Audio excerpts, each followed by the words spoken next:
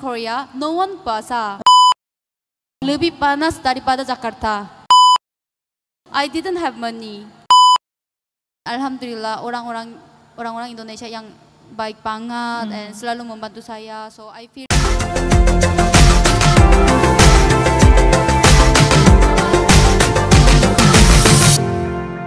Nah sekarang now is fasting month. Yes. Ya. Setelah ini sudah hari ke berapa? Ibu-ibu 18 ya. Sudah hari ke-18 di bulan Ramadan. Did you remember the first time you do fasting? Yes, I remember.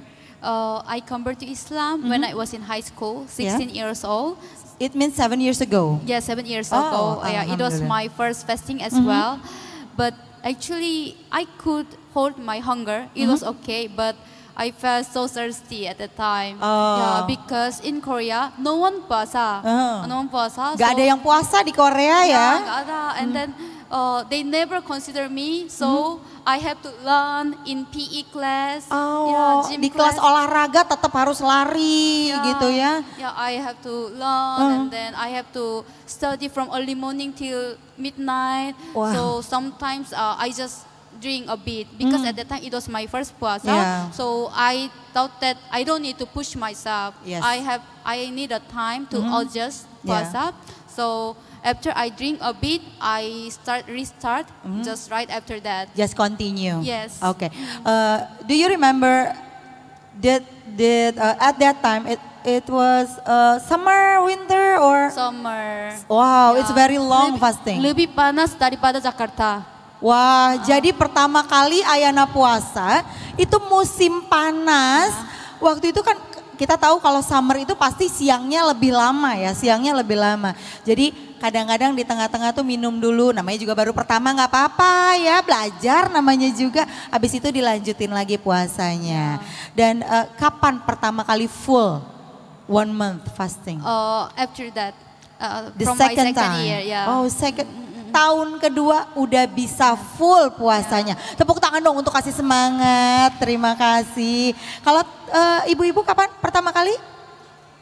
Waktu kecil ya. Umur berapa? 17 tahun.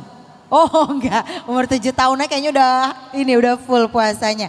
Is it hard for you to do fasting? Now in Jakarta? In Indonesia, alhamdulillah easier than Korea because semuanya puasa. Ya, so alhamdulillah okay. So it's okay. Yeah, but in Korea only I puasa. So it was really hard. And then my friend always, do you want to eat or not? Offering you food. Yes, temptation. Oh, oke. Kalau di Korea susah katanya teman-temannya suka ya mungkin karena nggak tahu ya because they don't know about Islam and fasting. Jadi kayak selalu nawarin makanan mau nggak nih gitu. Maksudnya baik, tapi karena lagi puasa, how did you say no to your friends and explain fasting to them?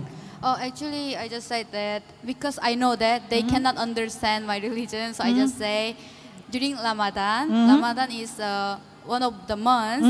During Ramadan, we try not to eat. During there is sun, we don't eat because it's our religious thing. So you have to understand me.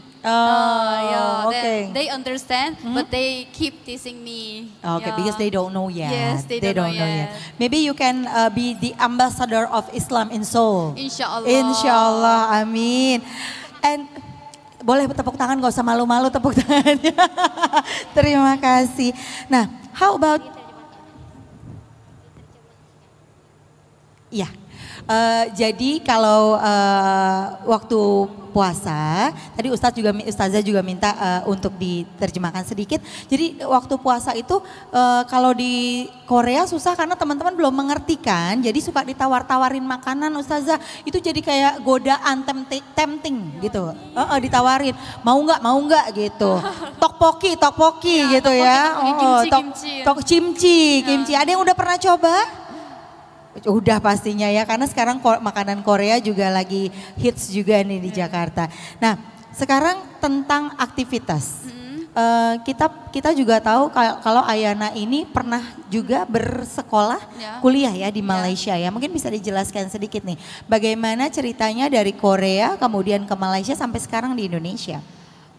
When I was in Korea, I really want to studying about Islam. At the time, I want to go to Egypt, but it was very dangerous at the time. Yeah. So Because of the conflict yes, there. Yes, So our government never allow me to go to Egypt. Okay. So I found Malaysia, and Alhamdulillah, Malaysian people can speak English well, Yeah. and also I can take many courses in English. That's why I chose Malaysia, and then I went there.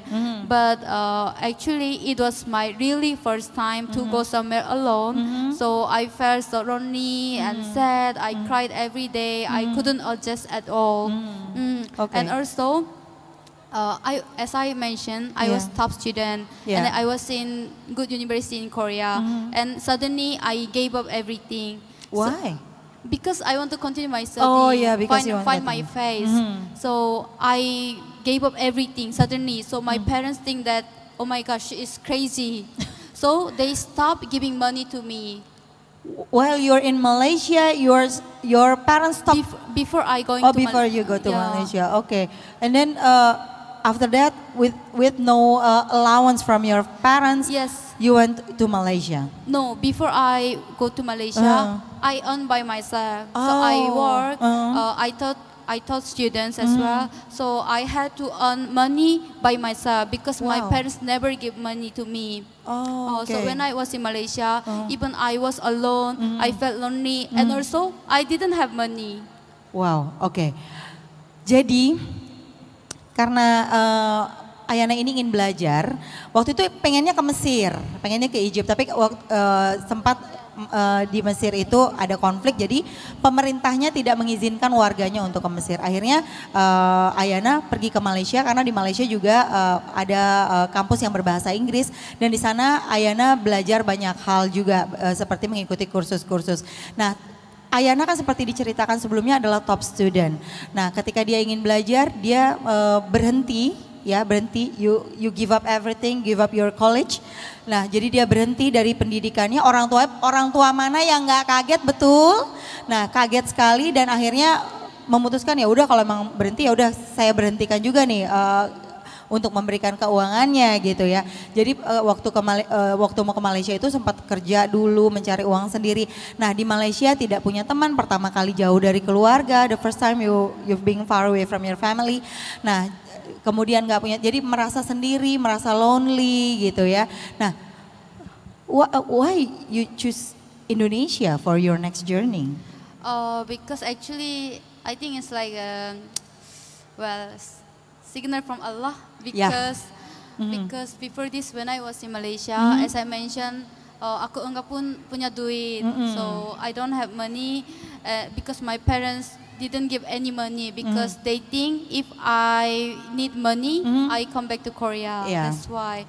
So I was really sad, and then I felt like I cannot continue my study at all there. So I really decided to go to Korea. So I told my parents, maybe I will go back. You will go back to your parents. Yes, Okay. yes. And I just visit Indonesia because at the time I have some Indonesian friends here. So they invite me as well. And Malaysia and Indonesia very near. Yeah, So close. before I go to Korea, I just visit here. To visit your friends. Yeah, visit my friends. And then Alhamdulillah orang-orang Indonesia yang baik banget and selalu membantu saya. So I feel so happy and peaceful here. And Alhamdulillah I also get jobs here. So I decide to stay here in Indonesia. Oke. Jadi selalu ada titik di mana kalau orang bilang dalam hidup itu selalu ada turning point. Ketika nggak punya uang, ketika ya udah deh kayaknya mau balik aja deh ya, pulang aja ke rumah orang tua nih di Korea, udah sempat bilang juga udah deh kayaknya mau pulang aja nih. Tapi untungnya ada teman-teman ya di Indonesia. Ayana memutuskan untuk mengunjungi teman-temannya. Ternyata di Indonesia Ayana merasa diterima, merasa punya banyak teman. I heard that you visit a lot of kajian here. Ya, Benar. ya, jadi di Indonesia juga teman-teman mengajak ikutan kajian, jadi merasa diterima sekali di Indonesia. Untuk itu Ayana juga akhirnya memutuskan tinggal di Indonesia, dan di Indonesia Ayana juga bisa mendapatkan pekerjaan. Alhamdulillah.